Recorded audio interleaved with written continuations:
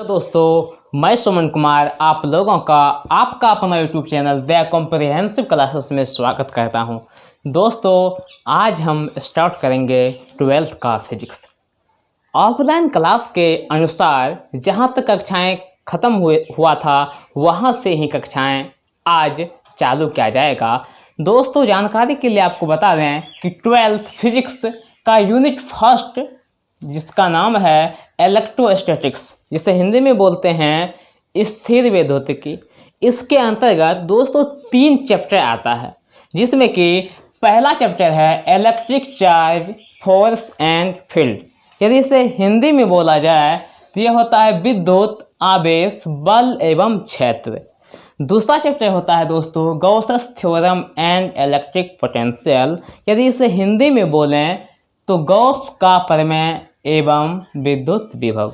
दोस्तों यह दोनों चैप्टर ऑफलाइन कक्षा में ख़त्म हो चुका था, तो आज हम तीसरा चैप्टर स्टार्ट करेंगे। तीसरा चैप्टर का नाम है कंडक्टर एंड कंडेंसर। यदि इसे हिंदी में बोलें चालक एवं संधारित्र। दोस्तों आज हम सीखेंगे तीसरा चैप्टर जिसका नाम है कंडक्टर एंड कंडेंसर, चालक एवं संधारित्र। ध्यान से दोस्तों बारीकी से समझिएगा, बहुत ही इम्पोर्टेंट चैप्टर है। चलिए दोस्तों आज की इस क्लास को स्टार्ट करते हैं। इसमें सबसे पहले हम सीखेंगे कंडक्टर क्या है, चालक किसे कहते हैं। दोस्तों समझिएगा, इसका डेफिनेशन यहाँ पे लिखा हुआ है the substance through which the electron can be move then it is called conductor. मतलब क्या, ऐसा सबस्टेंस जिससे इलेक्ट्रॉन मूव करता है, इलेक्ट्रॉन प्रवाहित होता है, उसे हम कहेंगे कंडक्टर। मतलब दोस्तों क्या, चालक। यदि इसे हिंदी में बोला जाए वैसा पदार्थ जिससे इलेक्ट्रॉन प्रवाहित होता है या मूव करता है उसे चालक कहा जाता है। यदि एग्जाम्पल की बात किया जाए तो देखिए दोस्तों, ये आपका एयू मतलब दोस्तों क्या होता है, एयू या सिंबल होता है दोस्तों सोना का। सोना का सिंबल क्या होता है दोस्तों, एयू होता है।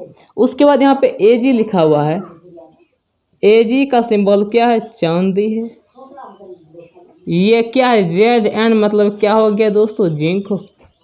सीयू मतलब क्या होता है दोस्तों, तांबा होता है। Mg मतलब क्या होता है दोस्तों, मैग्नीशियम होता है। उसके बाद Al मतलब क्या होता है दोस्तों, एल्युमिनियम होता है।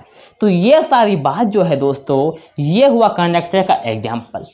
अब सबसे बड़ी बात यह जानना है दोस्तों कि यह कंडक्टर इलेक्ट्रॉन का चालक क्यों कहता है, या इलेक्ट्रॉन इससे क्यों प्रवाहित होता है। सबसे बड़ी बात इसको जानना है।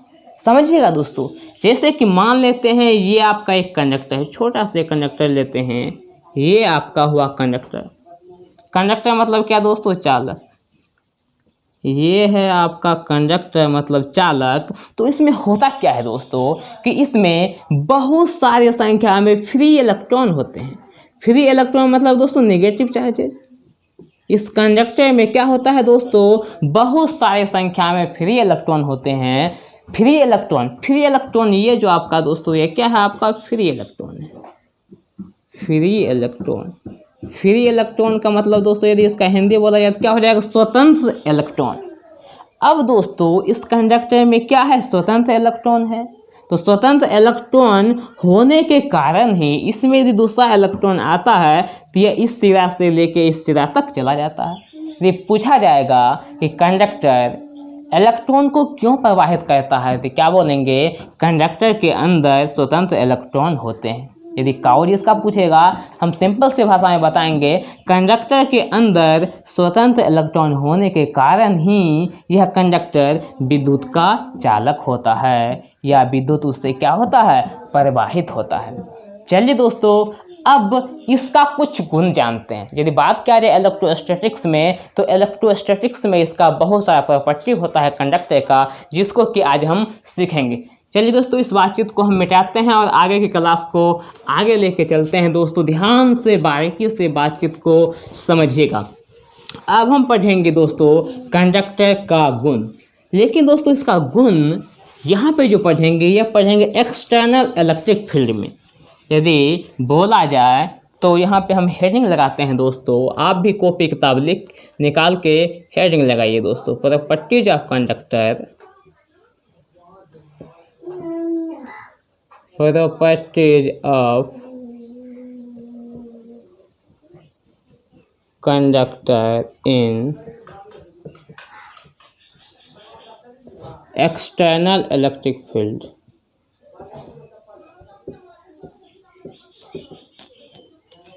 यदि इसका हिंदी बोले दोस्तों तो यह होता है, इसका हिंदी दोस्तों, बाह्य विद्युत क्षेत्र में चालक का गुण। इसका हिंदी क्या हुआ दोस्तों?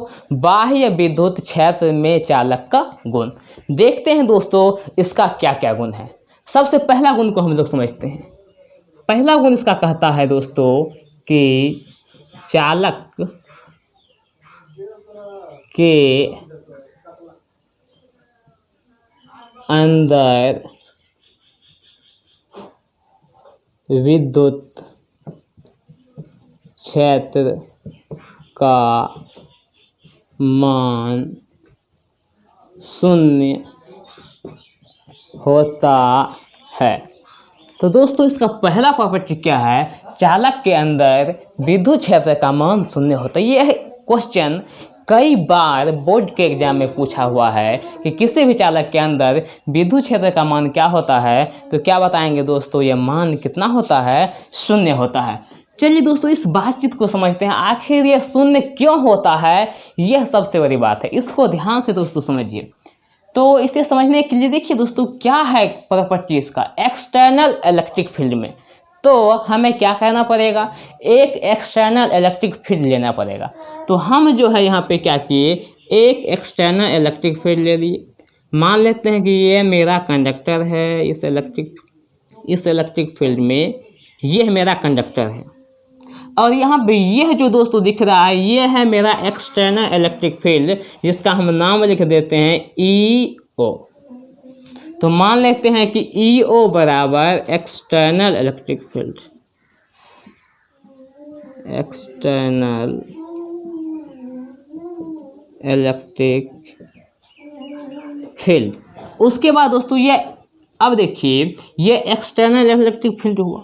अब दोस्तों अब कहिएगा ये तो एक ही है, एक ही नहीं है दोस्तों, आगे भी है फील्ड का सिंबल। अब ज़्यादा दिखाएंगे दोस्तों फिगर गंदा हो जाएगा और आपको समझ में आएगा भी नहीं, इसीलिए मैंने क्या किया, एक को पूरा दिखा दे। बाकी यह भी गया है, इससे पास हुआ है, लेकिन केवल दिख ही नहीं रहा है। देखिए दोस्तों अब बात को हम समझते हैं कि E0 मान लेते हैं कि यहाँ पे E0 क्या है, मेरा एक्सटर्नल इलेक्ट्रिक फील्ड है। अब दोस्तों इस कंडक्टर को, यह है आपका एक कंडक्टर है, यह जो है आपका क्या है, कंडक्टर है। क्या किए दोस्तों, कंडक्टर को मैंने एक्सटर्नल इलेक्ट्रिक फील्ड में रख दी। अब याद कीजिए दोस्तों कि जब कंडक्टर है तो इसमें क्या होगा, कंडक्टर में क्या होगा, स्वतंत्र इलेक्ट्रॉन होंगे, फ्री इलेक्ट्रॉन होंगे। तो हम यहाँ पे दिखाते हैं कि यहाँ पे बहुत सारे संख्या में क्या होंगे, स्वतंत्र इलेक्ट्रॉन होंगे। अब आपको एक और बात पता है, यह जो इलेक्ट्रॉन होते हैं यह विद्युत क्षेत्र के विपरीत दिशा में गति करते हैं।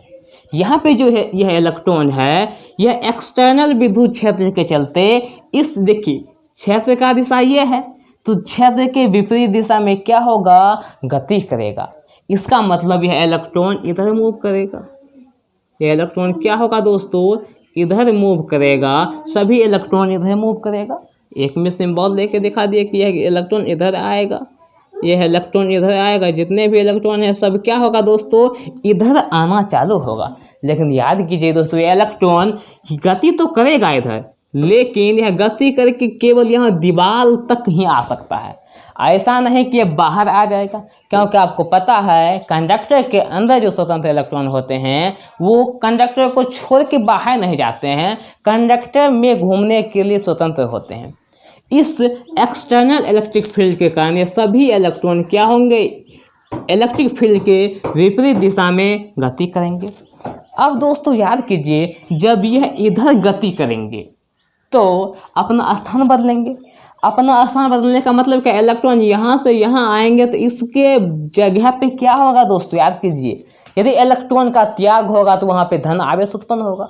तो वही बात होता है, यहाँ से इलेक्ट्रॉन जैसे ही निकलेगा तो यहाँ पे धन आवेश होगा।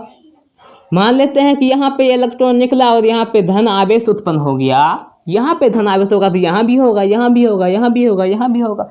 मतलब क्या होगा दोस्तों, सब जगह धन आवेश होगा। लेकिन याद कीजिए दोस्तों, यदि बीच में इलेक्ट्रॉन होगा तो निकल ही जाएगा, या यदि यहाँ पे धन आवेश हुआ है तो इस धन आवेश पे कौन आएगा, इलेक्ट्रॉन फिर से तो आ जाएगा। इसका मतलब जितना भी इलेक्ट्रॉन है सब भाग भाग के जो है इस साइड में आ जाएगा, और उसके बदले में क्या होगा दोस्तों, यहाँ पर धन आवेश उत्पन्न होगा। इसका मतलब ये हुआ कि टोटल इस साइड ऋण आवेश आ जाएगा, टोटल इस साइड क्या होगा दोस्तों, धन आवेश आ जाएगा। एक हम दूसरा फिगर यहाँ पे बनाते हैं समझाने के लिए। देखिए दोस्तों, यहाँ पे ये रहा आपका एक्सटर्नल इलेक्ट्रिक फील्ड, और इस फील्ड में हम इस कंडक्टर को रख दो सेकंड फिगर। ये हुआ दोस्तों पार्ट 1, मतलब चित्र नंबर 1 हो गया, ये फिगर 1 हो गया।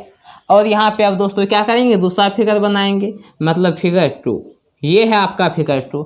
यहाँ भी वही सेम कंडक्टर है। तो अभी ये आपको हम क्या बताएं कि जितने भी ऋण आवेश है वो इस साइड आ जाएंगे, धन आवेश इस साइड आ जाएंगे। इसका मतलब यहाँ पे जितने भी आ जाएंगे सब इलेक्ट्रॉन, मतलब ऋण आवेश इस साइड में, और जितना भी धन आवेश है वो क्या होगा दोस्तों, इस साइड में आ जाएगा। अब दोस्तों याद कीजिए कि यहाँ पे एक तरह का आवेश उत्पन्न हुआ, तो इस तरह के आवेश को हम बोलते हैं इंड्यूस्ड चार्ज। क्या बोलते हैं दोस्तों, इंड्यूस्ड चार्ज। Induced charge. अब इस इंड्यूस्ड चार्ज के कारण इलेक्ट्रिक फील्ड उत्पन्न होगा, जिसका नाम होगा इंड्यूस्ड इलेक्ट्रिक फील्ड। इसका नाम हम क्या दे देंगे दोस्तों, EI। तो यहाँ पे हम लिख देते हैं कि EI बराबर इंड्यूस्ड या इंटरनल, यही बोल सकते हैं इंटरनल इलेक्ट्रिक फील्ड। तो EI बराबर क्या हो जाएगा दोस्तों, इंटरनल इलेक्ट्रिक फील्ड, या ये क्या हो जाएगा, इंटरनल इलेक्ट्रिक फील्ड होगा। अब जैसे ही EI इंटरनल इलेक्ट्रिक फील्ड होगा, अब देखिए दोस्तों बात को ध्यान से समझिए कि यहाँ पे ये EI, अब देखिए EI का डायरेक्शन क्या होगा। याद कीजिए दोस्तों कि प्लस आवेश से बाहर निकलता है और ऋण आवेश में मिलता है, तो इसका मतलब ये जो इंटरनल इलेक्ट्रिक फील्ड है इसका दिशा इस तरह होगा, और एक्सटर्नल इलेक्ट्रिक फील्ड का दिशा क्या होगा दोस्तों, इस तरह से। ये हुआ एक्सटर्नल EO, और यहाँ पे ये क्या हुआ दोस्तों, EI। ये हुआ EO और ये हुआ आपका EI। अब देखिए दोस्तों, यदि एक्सटर्नल ये जो EO है ये ज़्यादा होगा, जब तक यह ज़्यादा होगा तब तक इलेक्ट्रॉन इधर मूव करते रहेगा। लेकिन हम पढ़ रहे हैं इलेक्ट्रोस्टैटिक्स। इलेक्ट्रोस्टैटिक्स में क्या होता है, आवेश रेस्ट में रहता है। याद कीजिए, इलेक्ट्रोस्टैटिक्स का परिभाषा ही कहता है कि आवेश रेस्ट में रहेगा। यदि आवेश रेस्ट में तभी यहाँ पे रहेगा जब दोनों इलेक्ट्रिक फील्ड आपस में क्या हो जाएगा, बराबर हो जाएगा। EI और E0 दोनों आपस में बराबर होगा, तभी इन दोनों के बीच इलेक्ट्रॉन का आदान प्रदान नहीं होगा, इलेक्ट्रॉन गति में नहीं होगा। इलेक्ट्रॉन को रेस्ट में रखने के लिए एक ही कंडीशन है कि दोनों का मान आपस में क्या होना चाहिए, बराबर होना चाहिए। अब देखिए दोस्तों, जैसे ही दोनों का मान बराबर हुआ तो एक्सटर्नल इस दिशा में, इंटरनल इस दिशा में, दोनों का मान बराबर होगा, लेकिन दोनों का दिशा क्या है दोस्तों, अलग अलग है। इसका मतलब हम यहाँ आसानी से लिख सकते हैं कि EO बराबर होगा माइनस में EI का। EO बराबर किसका होगा, माइनस में EI। EO बराबर माइनस में क्या हो जाएगा, EI। अब इसको इस साइड ले लीजिए, इसको इस साइड जैसे ही लाएंगे EO प्लस में क्या हो जाएगा दोस्तों, EI बराबर क्या हो गया दोस्तों, 0 हो गया। तो देखिए ध्यान से यदि इसको, तो EO प्लस EI, मतलब इसमें जो इंटरनल था और जो एक्सटर्नल हुआ दोनों का योगफल क्या हो रहा है यहाँ पे दोस्तों, 0 हो रहा है। तो इसका मतलब यहाँ पे क्या हो गया, नेट इलेक्ट्रिक फील्ड क्या हो गया, inside the conductor is equal to क्या हो गया, जो नेट E का मान क्या हो जाएगा दोस्तों, 0 हो जाएगा। तो यहाँ से हमें बातचीत समझ में आ गया कि किसी भी कंडक्टर के अंदर नेट इलेक्ट्रिक फील्ड क्या होता है दोस्तों, 0 होता है। कॉपी निकाल के आप आसानी से दोस्तों इस सारी बातचीत को लिख लीजिए, आसानी से समझ लीजिए। देखिए दोस्तों, फिर से हम आपको एक बात बताते हैं कि पहला प्रॉपर्टी क्या है, चालक के अंदर विद्युत क्षेत्र का मान क्या होता है, 0 होता है। कैसे होता है इसको ध्यान से समझिए। हम समझाने के लिए हम क्या किए, एक एक्सटर्नल इलेक्ट्रिक फील्ड को ले लिए। अब देखिए दोस्तों, ये कंडक्टर है, कंडक्टर को जैसे ही एक्सटर्नल इलेक्ट्रिक फील्ड में रखेंगे तो इसमें जो इलेक्ट्रॉन है वो इस फील्ड के विपरीत दिशा में गति करेगा। जैसे ही विपरीत दिशा में गति करेगा तो सारा का सारा इलेक्ट्रॉन इस पार्ट में आ जाएगा और उसके बदले में जो धन आवेश उत्पन्न होगा वो इस पार्ट में चला जाएगा और इसके कारण उत्पन्न होगा इंड्यूस्ड चार्ज, और इंड्यूस्ड चार्ज जो हुआ इसके कारण उत्पन्न होगा इंड्यूस्ड इलेक्ट्रिक फील्ड, जिसका नाम देंगे EI। या तो इसे बोल, चूंकि ये अंदर में है इसीलिए इसको हम बोल सकते हैं इंटरनल इलेक्ट्रिक फील्ड, नाम क्या देंगे EI। यहाँ पे लिखेंगे EI बराबर इंटरनल इलेक्ट्रिक फील्ड। अब देखिए दोस्तों कि यदि EI और EO बराबर हो जाए, बराबर क्यों होगा, क्योंकि इलेक्ट्रोस्टैटिक्स का कंडीशन ही होता है चार्ज रेस्ट में रहेगा, और रेस्ट में तभी रहेगा जब दोनों का मान आपस में बराबर हो जाएगा। इसका मतलब EI बराबर होगा EO का। तो यहाँ पे हम लिखेंगे EO बराबर माइनस में EI, माइनस में क्यों, क्योंकि दोनों का दिशा अलग अलग है। तो यहाँ पे हो गया, अब इसको इस साइड रखेंगे तो EO प्लस EI बराबर हो गया 0। तो यहाँ से पता चलेगा नेट EE मतलब इलेक्ट्रिक फील्ड का मान क्या हो गया दोस्तों, 0 हो गया। यह पहला प्रॉपर्टी है दोस्तों, ध्यान से समझिएगा दोस्तों। अब चलते हैं इसका सेकंड प्रॉपर्टी को, क्या कहता है इसका सेकंड प्रॉपर्टी। यहाँ से समझ में आ गया कि कंडक्टर के अंदर इलेक्ट्रिक फील्ड क्या होगा, 0 होगा। अब चलिए दोस्तों, कॉपी में आप हमेशा इस बात को लिखते जाइएगा जैसे जैसे हम लिख रहे हैं, आप भी मेरे साथ लिखिएगा। नंबर 2 में होता है दोस्तों कि ये आयतन आवेश घनत्व 0 होता है। आयतन आवेश घनत्व चालक के अंदर 0 होता है।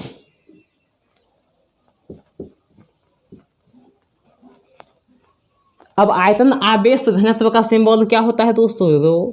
अब रो आयतन आवेश घनत्व हुआ, इसका मान क्या हो जाएगा दोस्तों, 0 हो जाएगा।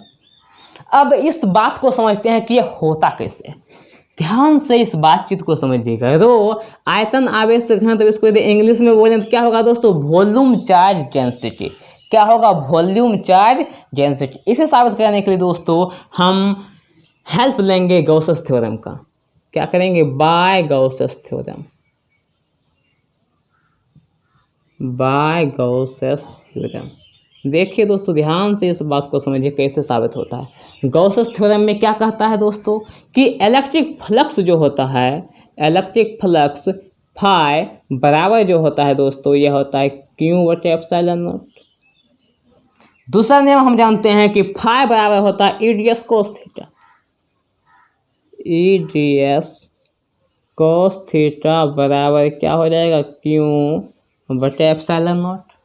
अब ध्यान से बात यदि आप समझिएगा तो देखिए दोस्तों, ये EDS हुआ। अब पता है कि आवेश के अंदर इलेक्ट्रिक फील्ड 0 है, इसका मतलब E का मान तो 0 हो जाएगा। E का मान क्या हो जाएगा, 0 हो जाएगा। जैसे ही E का मान 0 हुआ तो E के जगह रख देंगे 0, तो रख दीजिए मान E के जगह 0, तो ये पूरा टर्म क्या हो जाएगा दोस्तों, 0 हो जाएगा। इसका मतलब 0 बराबर क्या हो जाएगा, Q/ε0। अब यदि बात किया जाए Q का, तो Q बराबर 0 गुना ε0 मतलब 0। इसका मतलब इनसाइड में क्या होगा, ये आपका जो है आवेश का भी मान 0 हो गया। अब बात किया जाए आयतन आवेश घनत्व रो का, तो ये क्या होता है दोस्तों, Q/V। रो बराबर क्या होता है, Q/V। तो रो बराबर Q का मान तो 0 हो गया, 0/V। भी मतलब दोस्तों आयतन हो गया, भी मतलब वॉल्यूम मतलब आयतन। तो रो बराबर क्या हो गया दोस्तों, 0। तो यहाँ से समझ में आ गया। दूसरा प्रॉपर्टी क्या बोलेंगे, आयतन आवेश घनत्व चालक के अंदर क्या होता है, 0 होता है। या दोस्तों इसी को लिखा जाता है कि चालक के अंदर आवेश का मान 0 होता है। ये आपका हो गया दूसरा प्रॉपर्टी। अब दोस्तों हम सीखते हैं तीसरा प्रॉपर्टी। तीसरा प्रॉपर्टी क्या कहता है?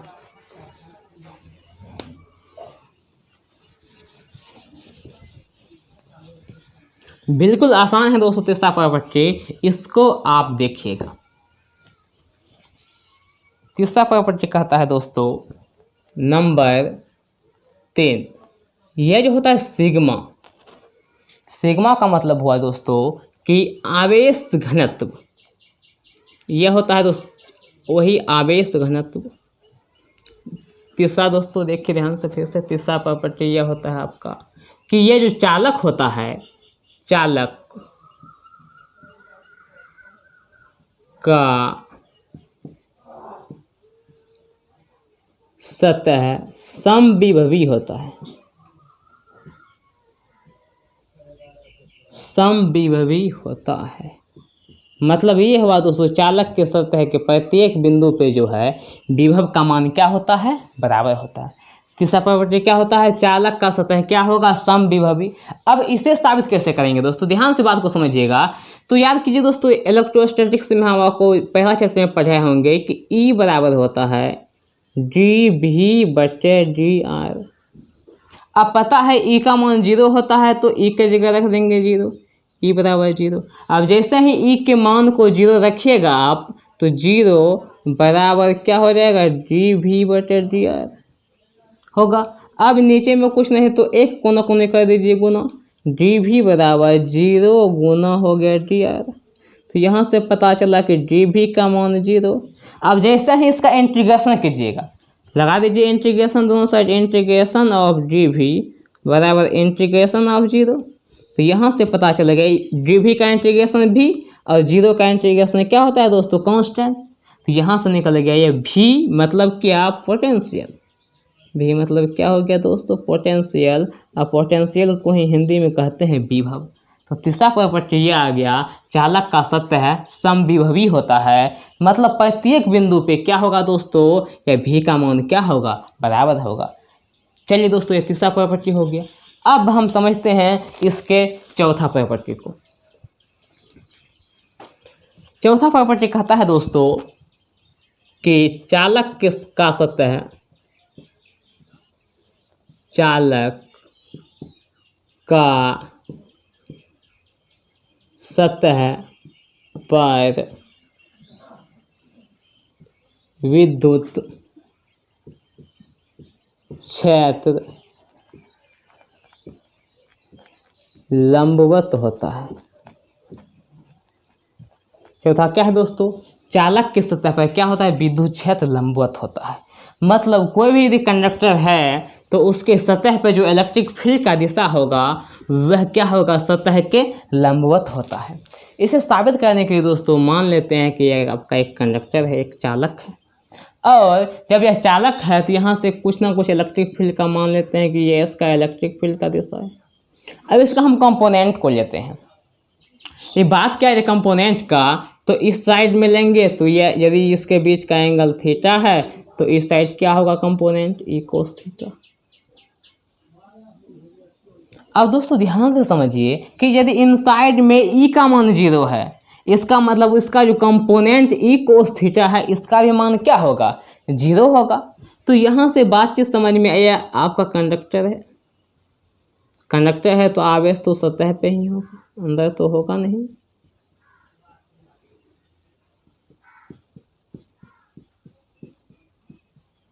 चलिए दोस्तों अब यहाँ पे जब E 0 है तो E cos थीटा क्या होगा? 0 होगा। तो यहाँ पे लिखेंगे E cos थीटा बराबर 0। अब जैसे ही E cos थीटा का मान 0 हो गया तो स्वाभाविक बात है कि अब cos थीटा का मान निकालेंगे। cos थीटा का मान तो E उस बगल चला जाएगा तो क्या होगा दोस्तों? 0/E। तो मतलब क्या हो गया दोस्तों? कट के 0 ही हो गया।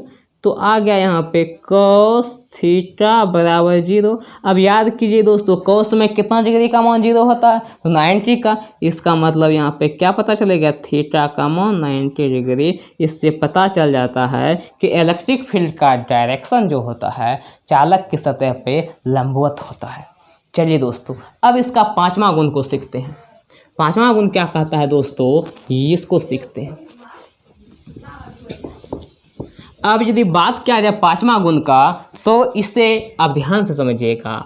यदि किसी वस्तु में, यदि किसी कंडक्टर में हम आवेश देते हैं तो वह आवेश कंडक्टर के अंदर नहीं रहता है, वो बाहर चला आता है। ऐसा क्यों होता है, इसी बात को समझते हैं।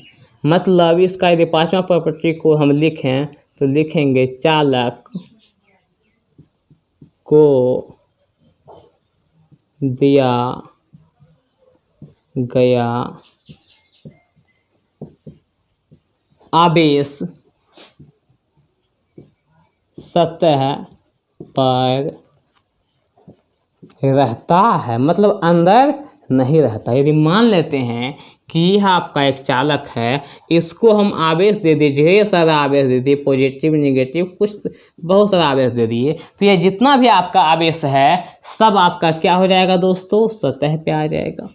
ये अपने आप क्या हो जाएगा, यहाँ पे सतह पे आ जाएगा। मतलब क्या हुआ दोस्तों, ये आपका, अब यहाँ पे हम कम लिखे हैं, ज़्यादा भी हो, बहुत सारा आवेश यहाँ पे है, इसको कंडक्टर को हम दिए तो जितना भी आवेश है ये आपका क्या हो जाएगा, सतह पे आ जाएगा। तो यहाँ पर ये आवेश क्या हो गया दोस्तों, सतह पे आ गया। अब बात को समझना कि ऐसा होता क्यों है, इसका सिंपल सा रीजन है कि अभी पिछला प्रॉपर्टी में हम आपको बताए कि किसी भी कंडक्टर के अंदर जो है आयतन आवेश घनत्व 0 होता है। कंडक्टर का क्या होता है, रो का मान 0 होता है। जब आयतन आवेश घनत्व 0 हुआ, इसका मतलब उसके आयतन के अंदर वाला पार्ट का आवेश घनत्व ही 0 हो गया, तो स्वाभाविक बात है कि उसके अंदर आवेश नहीं रहेगा। जब आवेश रहेगा ही नहीं तो वो क्या हो जाएगा दोस्तों, बाहर आ जाएगा। तो ये था 5 प्रॉपर्टी, पांचों इंपॉर्टेंट प्रॉपर्टी है दोस्तों। पहला, सभी प्रॉपर्टी को हम आपको याद दिलाते हैं, ध्यान से इसे याद कीजिएगा। एग्जाम में पूछता है कि कंडक्टर का बाह्य क्षेत्र में 2 प्रॉपर्टी लिखें, 3 प्रॉपर्टी लिखें, हम यहाँ आपको 5 प्रॉपर्टी बताए हैं। पहला दोस्तों याद कीजिए, पहला है आपका कि कंडक्टर के अंदर इलेक्ट्रिक फील्ड 0 होता है। दूसरा प्रॉपर्टी बताए हैं कि आयतन आवेश घनत्व का मान क्या होगा दोस्तों, 0 होगा। तीसरा प्रॉपर्टी बताए हैं दोस्तों कि कंडक्टर का सतह समविभवी होता है।